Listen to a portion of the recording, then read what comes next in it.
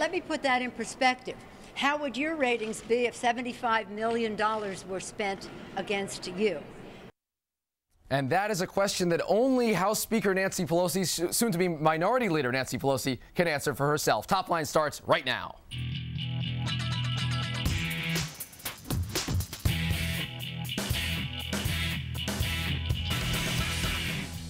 Hello and welcome to ABC News Top Line. I'm Rick Klein. Jonathan Karl will be with us momentarily. He's roaming the Capitol looking for pizza, I can only presume. But every day at noon Eastern, we're right here bringing you the latest in politics here on Top Line. Twitter.com/Rick Klein, Twitter.com/John Karl. And I will kick it off today with QUACK. This lame duck session is looking anything but lame. Don't ask, don't tell. The DREAM Act. Of course, the START Treaty, the extension of the Bush tax cuts. It is getting crowded in a hurry for Democrats. They have diminished numbers and they had the voters reject them at the polls a few weeks ago, but now they are going to try to get some business done before the end of the year. A lot to happen all of a sudden. Next up today, STEELE this.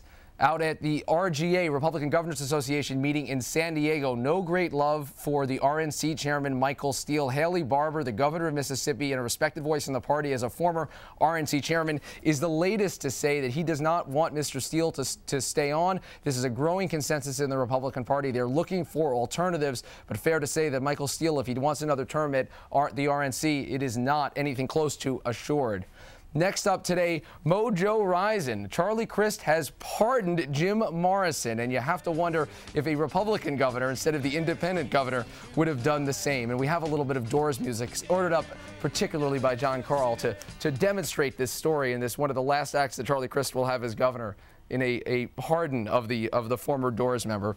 And finally today, you have to ask, it's Palin's plans. Has any potential candidate for president ever gotten this much press right before or even before there's any kind of a formal announcement? This is the latest that we heard from Sarah Palin. She's edging in the direction of 2012, and this is what she said to Barbara Walters. I'm looking at the lay of the land now and trying to figure that out, if it's a good thing for the country, for the discourse, for my family, if it's a good thing.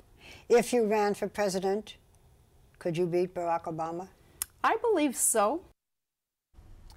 And Sarah Palin believes so. There is your headline. John Karl, are you there? You're joining us finally. Did you find your pizza? Yeah, we're here in Statuary Hall, but there is no pizza, Rick. A real problem. Pizza. But better than that, we've got a great guest with us here on Top Line. We have Congressman Mike Pence, the great state of Indiana. Thank you for joining us. You bet, John. So here we are, lame duck session. Right. There's a big thing out there, though, the question of these tax cuts that are going to expire at the end of the year. The president seems pretty open to extending all of them. You willing to sign on, even if it's for only 2 years? Well, let me tell you, I know you like to make news on this show. Yeah, right here. Let's do it. So does Rick. So let me You're going to tell us you like tax cuts. We haven't told anybody. No, that wouldn't be news.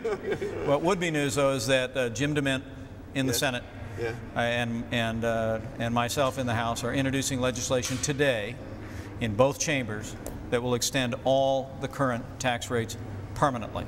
Look, I really do believe the last thing we should do in the worst economy in 25 years is allow a tax increase on any American. And we shouldn't do it in 6 weeks. We shouldn't do it in 12 months, 24 months, or 36 months. We ought to start the road back to recovery by saying to the American people, all the current tax rates are the tax rates going forward permanently, and then we can go to work on putting our fiscal house in order and pursuing the kind of pro-growth policies that will really create growth. Let me just nail down this point, though. I understand you and Senator DeMint have this new bill to do it all permanently. Yeah. Are you saying, though, that if it were to come up a temporary extension, 2 years, 3 years, you would vote no on extending the tax cuts if it was not a permanent extension? Look, let me be clear.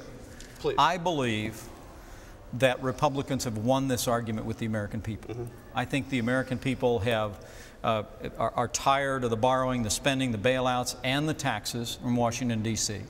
And I believe they're also tired of the class warfare rhetoric. They know that higher taxes aren't going to get anybody hired, and they know that the first thing we should do in Washington, D.C. is make sure that no American sees a tax increase at any time in the foreseeable future. So I think we've won that argument. If we can't win it in the lame duck session, then I believe Republicans should come back first thing in January and pass legislation to extend all the current tax rates permanently, send that to the President's desk, because we've got the American people on our side. So you'd be willing to see that at least some of the tax cuts expire at the end of the year because you're going to pick it up in January? Well, let me say this, Rick. I think there's so much discussion, and I'm not putting this on you or John. There's so much discussion about tax cuts. We're not really talking about tax cuts. We're talking about whether there's going to be a tax increase at some point in the near future on any American, on businesses small and large, in the city and on the farm. And I think the American people get that. I think they understand that's what this debate is about. They don't want taxes to go up on anybody. They know Washington, D.C. has a spending problem, not a tax problem. And so let's take this to the country. Let's say to the American people, the DeMint-Pence bill is on the floor. It's available to make sure all the current tax rates remain on the books permanently. And then let's start a real debate on getting jobs growing again. I really do believe that tax relief, tax reform, regulatory reform, trade, sound money, all have to be part and parcel of a growth agenda that'll work. But before we move on, I just really want to nail this down. Terminology aside, okay, so are you saying you're willing to see a tax hike on January 1st if you can't get out of this Congress a permanent extension of the current tax rates? Look, the American people voted not just to change a majority here on Capitol Hill, they voted to change direction.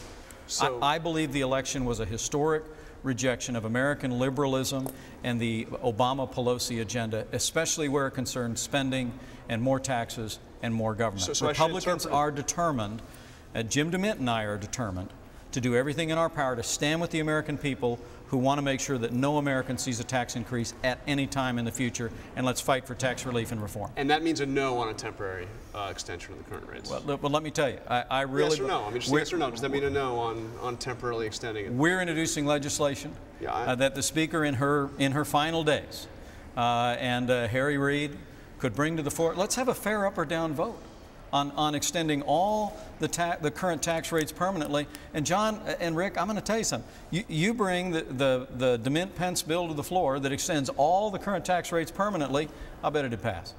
All right, Congressman, I want to ask you about, you mentioned this election as a rebuke of American liberalism. Beyond the spending issues, because I think there's consensus that the Tea Party crowd and certainly the new majority is going to take this up, what needs to be done, in your view, on the social front? What are the top pieces of legislation on the social agenda that you think need to be taken up in the new Congress? Well, look, interestingly, I think they're related. I didn't say it was a rebuke of American liberalism. I said it was a rejection. Sorry, go ahead. Probably a distinction without a difference. But look, on the social issues agenda, people are all the time saying, well, you know, should it be spending or social issues? Well, how about both?